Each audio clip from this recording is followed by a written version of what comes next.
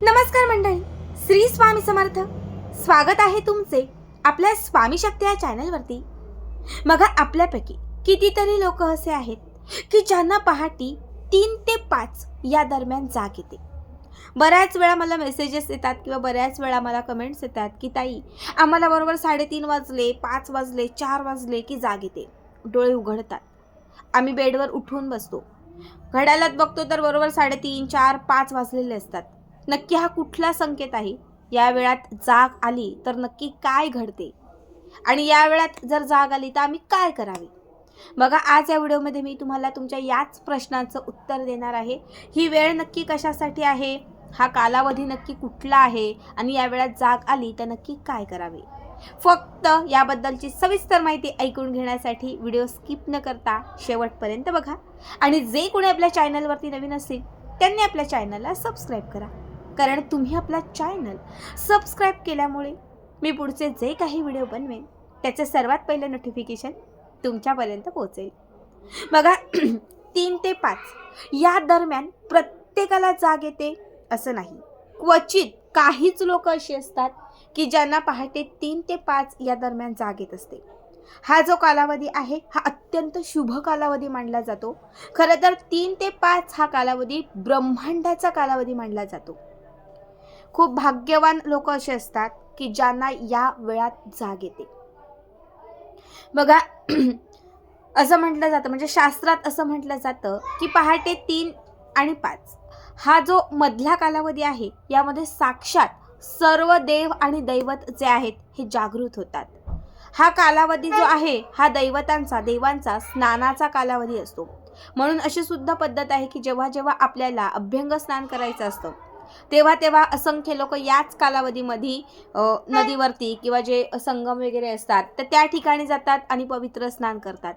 पण बऱ्याच वेळा काय होतं की आपल्या आजूबाजूला असे कुठलेही तीर्थक्षेत्र नसतात, त्यामुळे आपण जाऊ शकत नाही. मग घरीच जेव्हा तुम्हाला या दरम्यान जाग येते तेव्हा घरीच तुम्ही अंघोळीच्या पाण्यामध्ये थोडंसं गंगाजल घातलं आणि त्या पाण्याने जर तुम्ही स्नान केलं तर तुम्हाला त्या वेळात केलेल्या स्नानाचं जे पुण्य आहे हे अत्यंत शुभ फळ देणारं ठरतं.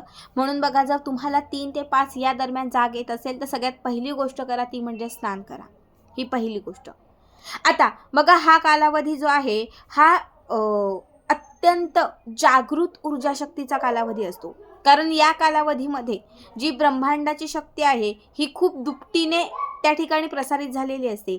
सर्व देवदैवतांच्या वावरामुळे तिथला जो भाग आहे हा अत्यंत जागृत झालेला असतो. त्यामुळे हा जो कालावधी आहे 3 ते 5 म्हणजे हा जो कालावधी आहे हा खरं तर आपल्या इच्छापूर्तीसाठी किंवा आपल्याला जे काही हवं आहे, जे काही मिळवायचं आहे ते प्राप्त करण्यासाठी हा कालावधी अत्यंत महत्त्वाचा मानला जातो. जर तुम्हाला या कालावधीमध्ये जाग येत असेल, तुमचे डोळे उघडत असतील तर सगळ्यात पहिली गोष्ट करा ती म्हणजे स्वच्छ जाऊन स्नान करा. स्नान केल्यानंतर घरातल्या कुठल्याही शांत कोपऱ्यामध्ये, बेडरूम असेल, देवघर असेल, कुठल्याही एका शांत ठिकाणी 5 मिनटं बसा. बसल्यानंतर थोडंसं मेडिटेशन करा. तुम्हाला जे काही हवं आहे, जे तुम्हाला ब्रह्मांडाकडून हवं आहे, जे तुम्हाला युनिवर्सकडून हवं आहे, जे तुम्हाला दैवतांकडून हवं आहे, ती तुमची जी काही इच्छा असेल ती इच्छा तिथे व्यक्त करा. मेडिटेशन म्हणजे काय करायचं, तर एक 15 मिनटं ती जी काही इच्छा असेल ती डोळ्यासमोर आणायची. समजा मला नोकरी हवी आहे तर एक नोकरीचं चित्र डोळ्यासमोर उभा करायचं की हो, मला नोकरी मिळत आहे, हो नोकरी आहे, हो मी आता नोकरी करणार आहे. किंवा नोकरीचं ठिकाण एक आपल्या डोळ्यासमोर आणायचं. तुम्ही नोकरीच्या ठिकाणी जात आहात, ती सॅलरी, तिथले साहेब असतील, कलिक असतील, ते सगळं चित्र डोळ्यासमोर आणायचं. म्हणजे ते मेडिटेशन करायचं, त्याला मॅनिफेस्टेशन करायचं. म्हणजे हो, माझ्यासोबत हे घडतंय, मी नोकरीला जातीये, मला नोकरी मिळालेली आहे, सॅलरी चांगली आहे. हे जे चित्र आहे ते 15 ते 20 मिनटं तुमच्या डोळ्यासमोर सतत आणायचं. जर तुम्ही या ब्रह्ममुहूर्तावरती तुमची इच्छा पॉझिटिव्हिटीने व्यक्त केली, तुम्हाला जे हवं आहे ते तुम्हाला मिळतंय असं जर तुम्ही तिथे क्रिएट केलं, तुम्हाला खात्रीने सांगते तुमची जी काही इच्छा असेल ती दुसऱ्याच दिवशी पूर्ण होईल. हा माझा स्वतःचा अनुभव आहे. दुसरी गोष्ट म्हणजे बघा, बऱ्याच वेळा काय होतं की आपल्या घरात खूप नकारात्मकता असते, निगेटिव्हिटी असते, बाधा, इडापिडा अशा बऱ्याच गोष्टी, म्हणजे वाईट गोष्टींचा त्रास असतो. मग जर तुम्हाला 3 ते 5 या दरम्यान जाग येत असेल, तुम्हाला तुमच्या घरातली परिस्थिती बदलवायची असेल, घरात सकारात्मकता आणायची असेल, घरात दैवी तत्व जागृत करायचं असेल, तर या दरम्यान काय करायचं, स्वच्छ स्नान करायचं, देवघराच्या समोर बसायचं आणि माळ जप करायचा. श्री स्वामी समर्थ. ज्या दैवतांना तुम्ही मानता, कुणी देवीला म्हणतं, कुणी स्वामींना म्हणतं, तुम्ही ज्या दैवतांना म्हणता त्यांचा जप करायचा. कितीही करू शकता. 1 माळ करा, 10 माळी करा, 20 माळी करा, कितीही माळी करा. श्री स्वामी समर्थ, श्री स्वामी समर्थ असा तुम्हाला जप करायचा आहे. जर तुम्ही कमीत कमी ब्रह्ममुहूर्तावरती 8 दिवस तरी तुमच्या गुरूंचा किंवा ज्या दैवतांना तुम्ही मानताय त्यांचा जप केला तर तुमच्या घरात असणारी निगेटिव्हिटी, नकारात्मकता घराच्या बाहेर जाईल. घरात सकारात्मकता येईल. घरामध्ये जी काही ऊर्जा आहे किंवा जी काही तुमच्या घरामध्ये सकारात्मकता आहे ती वाढीस लागेल. कायम घरामध्ये दैवी तत्व जे आहे ते जागृत राहील. ज्यामुळे घरात सतत होणारे अपघात टळतील, इडापिडा निघून जाईल, घरामध्ये एक शांती येईल, घरात सुख, समाधान, आनंद हे सगळं तुम्हाला प्राप्त होईल. आता तिसरी गोष्ट, बऱ्याच वेळा काय होतं की आपल्या घरामध्ये सतत कलह होतात, क्लेश होतात. त्यामुळे सुद्धा आपल्या घरात लक्ष्मी टिकत नाही, आपल्या घरात दैवी शक्ती राहत नाही. मग अशा वेळेस जर तुम्हाला चुकून माकून 3 ते 5 या दरम्यान जाग येत असेल तर देव तुम्हाला उठवतोय. देव तुम्हाला सांगतोय, उठ, माझी सेवा कर, उठ. हा तुझा उठण्याचा कालावधी आहे. तुला जे पाहिजे ते माग.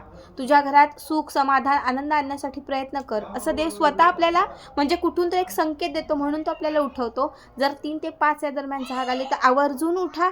उठल्यानंतर अंघोळ करा. घरामधील 4ही कोपऱ्यांना थोडा थोडा कापूर जाळा. बघा, उठल्यानंतर घरातल्या 4ही कोपऱ्यांना थोडा थोडा कापूर जाळा आणि घरातल्या कुठल्याही निवांत ठिकाणी बसून देवाची साधना करा. मग तुम्ही तारक मंत्र म्हणू शकता, पारायण करू शकता, देवांचं स्मरण करू शकता, काहीही. जर तुम्ही हे तुमच्या घरामध्ये करायला सुरुवात केली तर घरातील कलह थांबून जातील. तुमच्या घरात सुख, शांती यायला सुरुवात होईल. घरामध्ये दैवी शक्ती, दैवी तत्व जागृत राहील. घरातील वातावरण जे आहे ते अत्यंत पवित्र होऊन जाईल. बघा, हा संकेत खरं तर प्रत्येकाला मिळतो असं नाही. आता तुम्ही असाल किंवा मी असेल, मला सुद्धा इतक्या वेळात किंवा या दरम्यान जाग येत नाही. जेव्हा मला गरज होती अशा उपायांची, तुम्हाला सांगते 4 वर्षापूर्वी, तेव्हा या वेळात मी उठायचे, मला बरोबर जाग यायची. आणि तुम्हाला ज्या गोष्टी आता मी करायला सांगितलेल्या आहेत ना, पूजा, सेवा, अंघोळ, ह्या सगळ्या गोष्टी मी करायची. तुम्हाला सांगते काहीच दिवसांमध्ये मला त्याचा इतका चांगला रिझल्ट आला, बराच फरक पडला. मला जे हवं ते मिळालंच, पण दैवी तत्व जे आहे ना ते माझ्या घरात अत्यंत जागृत झालं. मी स्वतः ते केलंय. आता नाही येत मला जाग. आता समजा आपल्यापैकी 100% लोक आहेत, त्यातल्या 90% लोकांना नाही येणार, पण 10% लोकांना तर जाग येत असेल. त्यांनी ह्या गोष्टी करा. स्वतःला भाग्यवान समजा की आपल्याला देव या वेळात उठवतोय. जर देव तुम्हाला उठवतोय तर त्याचं काहीतरी चांगलं करा. आता समजा एखाद्याला नाही येते, तुम्ही ठरवताय की ताई मी आता उठणार आहे, या वेळात मी उठणार आहे, तर मी तुम्हाला सांगते उठण्याचा प्रयत्न करा. जर तुम्ही या दरम्यान म्हणजे या टायमात उठण्याचा प्रयत्न केला आणि जर तुम्ही सांगितलेल्या आता मी काही गोष्टी आहेत, नाम, जप, तप, ह्या सगळ्या गोष्टी, मेडिटेशन, ह्या गोष्टी केल्या तर नक्कीच तुम्हाला त्याचा सकारात्मक परिणाम दिसायला सुरुवात होईल.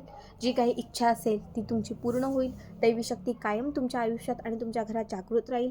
दैवदैवितांचा जो आशीर्वाद आहे ना तो तुम्हाला प्राप्त होईल.